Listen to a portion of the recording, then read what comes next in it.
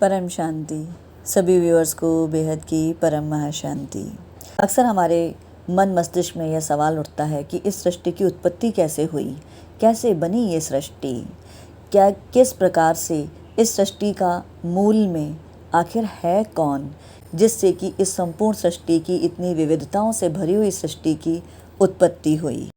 इस सवाल का जवाब मिलता है हमें श्रीमद् भगवद गीता के 10वें अध्याय के 39वें श्लोक में। चलिए इसे विस्तार से समझते हैं कि प्रभु श्री कृष्ण क्या बताते हैं और वो क्या कह रहे हैं। 39वां श्लोक है, यच्चापि सर्वभूतानां बीजं तदहम् अर्जुन न तदस्ति विना यतस्यान्मया भूतं चराचरम्। अर्थात प्रभु श्री कृष्ण कहते हैं, हे अर्जुन, संपूर्ण प्राणियों का जो बीज, जो मूल कारण है, वह बीज मैं ही हूँ, क्योंकि यह चर अचर प्राणी जो कुछ भी दृश्यगोचर होता है वह सब कुछ मैं ही हूँ। अर्थात भगवान के कहने का तात्पर्य है, सबका बीज अर्थात सबका कारण मैं ही हूँ। बीज कहने का तात्पर्य है यहाँ भगवान का, इस संसार का निमित्त कारण भी मैं हूँ और उपादान कारण भी मैं हूँ। अर्थात संसार को बनाने वाला भी मैं हूँ और संसार रूप से बनने वाला भी मैं हूँ। और इसका तात्पर्य है कि मैं ज्यों का त्यों रहता हुआ ही संसार रूप से प्रकट हो जाता हूँ और संसार रूप से प्रकट होने पर भी मैं उसमें ज्यों का त्यों व्यापक रहता हूँ। जिस प्रकार हर वृक्ष का आरंभ एक छोटे से बीज से होता है, वैसे ही इस संपूर्ण सृष्टि का मूल बीज भगवान ही हैं। हर जीव, हर तत्व, हर गति, हर शक्ति, सब कुछ उसी परम सत्ता से ही उत्पन्न होती है और उसी से ही दृष्टिगोचर होती है। भगवान के बिना कोई भी वस्तु अस्तित्व में नहीं रह सकती इस संसार में, चाहे वो जीवित प्राणी हो या फिर निर्जीव पदार्थ हो। इस संसार में जड़ हो या चेतन, स्थावर हो या जंगम, चर हो या अचर, जो कुछ भी हमें देखने में आता है, जो कुछ भी दिखाई देता है, वह सब कुछ भगवान से ही होता है। और यहाँ प्रभु श्री कृष्ण कहते हैं कि वह सब कुछ मेरे से ही होता है और मेरे बिना कुछ भी नहीं हो सकता।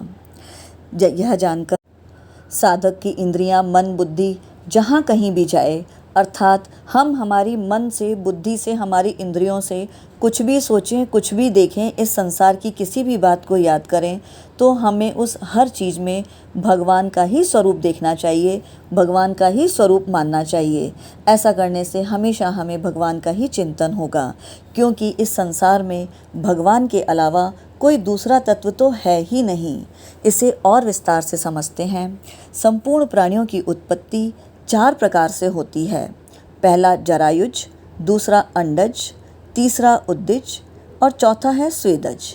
अब पहला जरायुज। जरायुज का अर्थ है जेर के साथ पैदा होने वाले, अर्थात मनुष्य, गाय, भैंस, भेड़, बकरी इत्यादि इस तरह के जो भी जीव हैं, मनुष्य हैं, वो सभी जरायुज तरीके से सृष्टि में उत्पन्न होते हैं। दूसरा तरीका है अंडज, यानी कि अंडे से पैदा होने वाले, अर्थात पक्षी, सांप, गिलहरी, छिपकली इत्यादि जो भी अंडे के द्वारा पैदा होकर के इस संसार में आते हैं, उन्हें अंडज कहते हैं। सृष्टि की उत्पत्ति का तीसरा तरीका है उद्दिज, अर्थात पृथ्वी का भेदन करके ऊपर की तरफ निकलने वाले, अर्थात जिसका अर्थ है जैसे वृक्ष, लताएं, फूल, पत्ती, पौधे, दूब, घास, अनाज इत्यादि, ये सब कुछ पृथ्वी का भेदन करके ऊपर की तरफ निकलते हैं, तो इन्हें उद्दिज कहते हैं। चौथा तरीका है स्वेदज, अर्थात पसीने से पैदा होने वाले, जैसे कि जूं, लीक इत्यादि, तथा वर्षा में जमीन से पैदा होने वाले केंचुए इत्यादि जीव, ये इस चौथे प्रकार में आते हैं। और इन 4 प्रकार से पैदा होने के तरीके से ही 84 लाख योनियां बनती हैं। और इन योनियों में 2 ही तरह के जीव होते हैं, या तो स्थावर या फिर जंगम। वृक्ष, लता, दूब, घास आदि एक ही जगह पर रहने वाले जीव स्थावर कहलाते हैं, और वहीं मनुष्य, पशु, पक्षी अर्थात चलने फिरने वाले जीव जंगम कहलाते हैं। इन जीवों में भी कोई जल में रहने वाले हैं, तो कोई आकाश में रहने वाले, और कोई भूमि पर रहने वाले भी हो सकते हैं। इस तरह से इन 84 लाख योनियों के सिवा देवता, पितर, गंधर्व, भूत, प्रेत, पिशाच, ब्रह्म, राक्षस, पूतना, बालग्रह आदि और भी कई योनियां हैं। इन संपूर्ण योनियों के बीज अर्थात इन संपूर्ण योनियों के मूल कारण भगवान ही हैं। तात्पर्य है कि अनंत ब्रह्मांडों में अनंत जीव हैं, पर उन सब का बीज एक ही है। इसीलिए सब रूपों में एक ही भगवान है, या यूँ कहें वासुदेव सर्वम।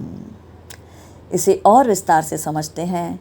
जैसे बीज से खेती होती है, ऐसे ही एक भगवान के बीज से यह संपूर्ण संसार का निर्माण हुआ है। जिस प्रकार से हम इस संसार में देखते हैं कि गेहूं के बीज से गेहूं उत्पन्न होता है, बाजरी के बीज से बाजरा उत्पन्न होता है, पशुओं से पशु उत्पन्न होते हैं, फलों के बीज से फल उत्पन्न होते हैं और मनुष्यों से मनुष्य उत्पन्न होते हैं। इसी प्रकार अगर बीज भगवान का है तो भगवान के बीज से क्या उत्पन्न होगा? भगवान ही उत्पन्न होंगे ना। अर्थात संसार रूप से भगवान ही प्रकट होते हैं। जैसे कि सोने से बने हुए गहने, इनको समझते हैं।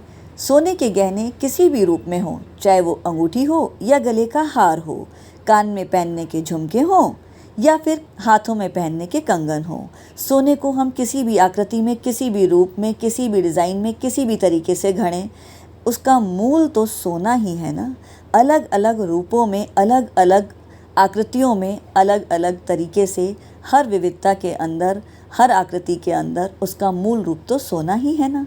इसी प्रकार से अगर हम औजारों को देखें, औजार अगर लोहे के बने हैं तो चाहे वो कुल्हाड़ी हो या वो दरांती या फिर वो कोई और लोहे का औजार हो, पर उसका मूल तो लोहा ही है ना। फिर औजार का रूप, रंग, उसकी आकृति किसी भी प्रकार की हो। ठीक इसी प्रकार से अगर हम मिट्टी से बने हुए बर्तनों को देखें तो चाहे मिट्टी से बना घड़ा हो या मिट्टी से बना हुआ किसी और शेप का बर्तन हो, चाहे वो खाना पकाने की कढ़ाई हो मिट्टी की या फिर देगची हो, लेकिन उसका मूल तो मिट्टी ही है ना। मिट्टी से बनी हुई सुराही हो या फिर किसी और रूप में हो, परंतु उसका मूल तो मिट्टी ही है ना।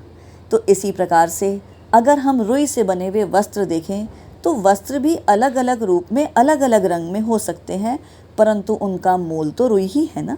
ठीक इसी प्रकार से इस भगवान से रचित होने वाला संसार, उसका मूल तो भगवान ही है ना, और उसके मूल में इसलिए ये संसार भी भगवत रूप ही है।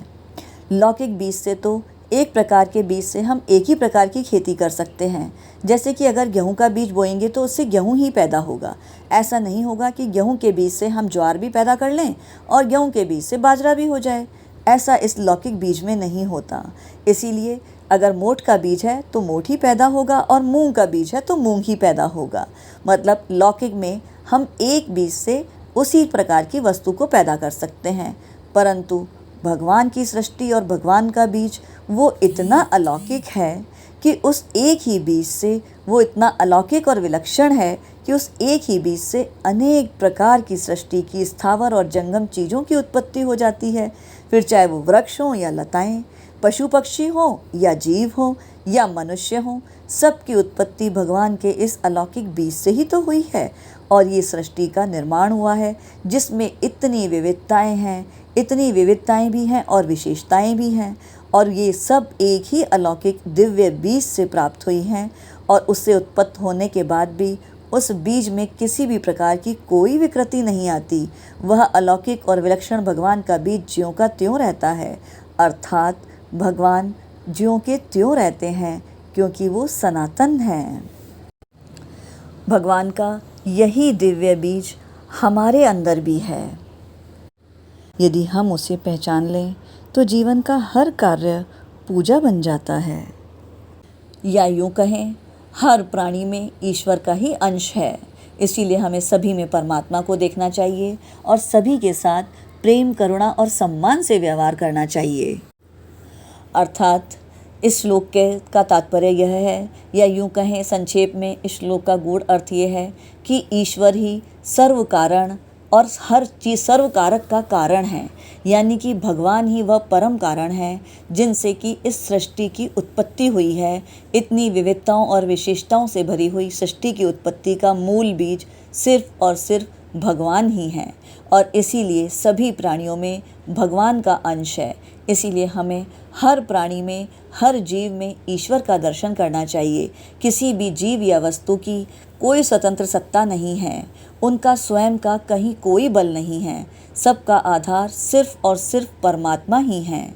यदि हर चीज़ का बीज भगवान है तो उनसे अलग होकर कोई भी साधना, कोई भी शक्ति पूर्ण हो ही नहीं सकती। और यही एक भक्त की दृष्टि है। इसीलिए भक्त हर चीज़ में भगवान के ही दर्शन करता है और हर परिस्थिति में भगवान का ही चिंतन करता है और यही एक सच्चे साधक की पहचान है।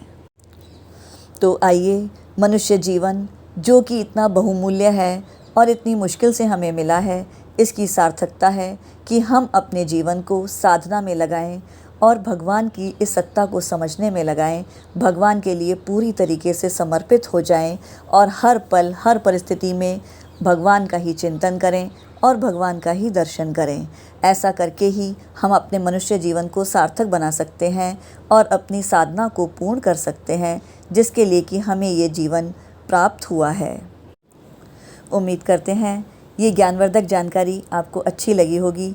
इसी तरह की ज्ञानवर्धक जानकारी के लिए हमारे साथ बने रहें। वीडियो को पूरा देखने के लिए सभी व्यूअर्स का बेहद का परम धन्यवाद। बेहद की परम महाशांति।